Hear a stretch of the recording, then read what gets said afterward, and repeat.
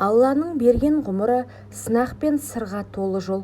Біреуге өмір ертегі, ал біреуге ауыр жүк.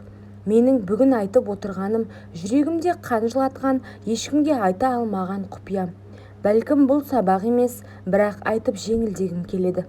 Мен қалада өскен ақ жүзді момын қыз едім. Әке-шешемнің үйінде ұрыс-керіс деген болмаған. Тып-тыныш үлгілі отбасы едік. Алайда мен тағдырдың басқа жолын таңдадым. Махаббаттың буымен ауылға, кішкентай шаңыраққа келін болып түстім. Күйеуім жалғыз ұл, мен оны шын сүйдім. Тіпті лашықта тұрсақ та өзімді бақытты сезінетінмін. Бірақ мені махаббат емес, сынақ күтіп тұр екен. Ата-енеммен бір шаңырақ астында өмір сүре бастағаннан-ақ күн сайын даудамай, ұрыс-керіс, айқай. Жас келін болып үндемей шыдадым. Бірақ кей түндері ішімде жиналған қорқыныштан жылап шығатынмын. Күйеуім қалада жұмыс істейтін, апта сайын ғана келіп қайта кететін. Бірде енем туыстарының үйіне кеткен. Үйде мен, балаларым және қайын атам қалдық. Кешқұрым тамақ әзірлеп, дастарханға қойып отыр едім. Қызым ұйықтап, екі ұлым далада ойнап жүрген.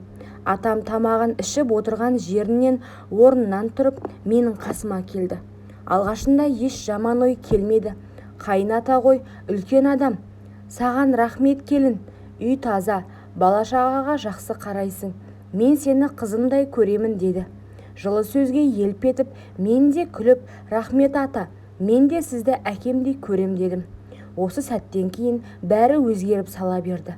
Ол кенет мені белімнен қапсыра ұстап, сүйіп алды. Бұныңыз не, жіберіңізші деп итердім. Бірақ ол тоқтамады. Көзінде айуандық, жүзінде ұятсыздық. Мен жалынып жыладым. Сіздің ұлыңыздың жары, немерелеріңіздің анасы емеспін бе? Алладан қорықпайсыз ба? Ол болса тістеніп, айқайлама, көршілер естісе сені қара бет етеді, деп айқай салды. Келесі сәтте қатты соққы, басымнан от жарқ етіп, дүние түнеріп кетті. Есімді жиғанда жерде жатырмын. Қасымда еңіреп тұрған ұлым, анашым не болды дейді шырылдап. Ал әлгі атам болса беті бүлк етпей, анаң сүрініп құлап қалыпты деп өтірік айтып тұр. Жүрегім айырылып түскендей болды, бірақ үн шығара алмадым. Түн бойы қалшылдап, ішімде бір ғана ой. Бұл үйде менің өмірім бітті. Таң атқанда шешім қабылдадым. Балаларымды алдым да үнсіз кеттім. Қайда барарымды білмедім, бірақ артқа қайтқым келмеді. Бір төбенің басына барып, сол жерден үйге ұзақ қарап тұрдым. Балаларым аш, менің көзімнен жас тоқтар емес. Бірақ сол сәтте Алладан жалбарындым. Жолымды ашшы, тек мына бейкүнә балаларым тірі қалсын. Қалтамда аз ғана ақша, жолға жетпейді, көліктер тоқтамайды. Жол бойы түн түсіп, қараңғылық қоюлана түсті.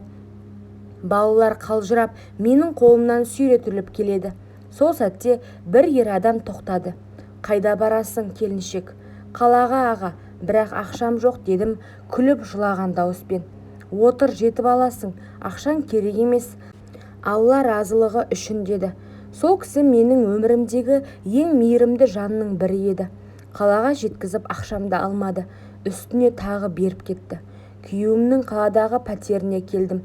Есікті ашып едім, іште күлкі, музыка, бөтен адамдар. Бір қыз иісі мен даусынан ақ түсіндім, ішіп алғандар. Күйеуім мені көріп өңі қуарып кетті. Қасында тұрған қыз оның мойнына асылып сүйіп тұр. Ал ол мені әпкем ғой деп таныстырды. Сол сәт менің ішімдегі бар ашу, қорлық, өксік жарылып кетті. Шашынан жұлып, жұдырықтап, жылап айқайлағым келді. Мен емес, жан дауысым сөйледі сол сәтте. Бірақ ол мені тоқтатып, құшақтап, кешірші жаным деді. Балаларына ойыншықтар, маған гүл, кешірім сұрап тұр. Сөздері емес, көзқарасы суық еді. Әйел мен ер адамның арасындағы бірінші қажеттілігі ғой қатынас деген. Дәретханаға барып, жеңілденіп келгенмен бірдей деді. Сол түні мен үнсіз қалдым, жыладым, бірақ ішімде сөз қалған жоқ. Бірнеше аптадан соң өзімді жаман сезініп жүріп, жүктілігімді білдім. Кімнен екенін жүрегім біледі. Атамнан, күйеуіме айта алмадым. Ел не дейді, ол не істейді? сол қорқынышпен, сол күнәні арқалап дәріханадан дәрі алып іштім. Ол сәт менің өмірімдегі ең қара түн болды. Бір апта бойы денем сырқырап, жаным қиналып, мен тірі өлікке айналдым. Бірақ мен ол баланы өмірге әкелуге батпадым. Өйткені ол сәбиді өмір кінәлайды, мені қарғайды. Уақыт өтті, 10 жылдан астам. Күйеуім жақсы әке, жақсы жар. Балаларым өсіп, қызым бой жетті.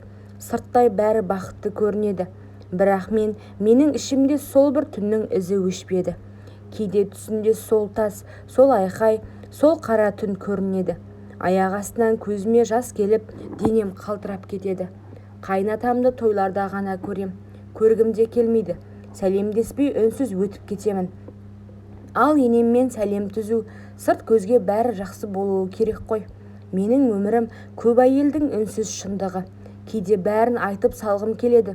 Бірақ бұл енді менің жүрегімдегі құпия. Мен күнәһар шығармын, бірақ мен тірі қалдым.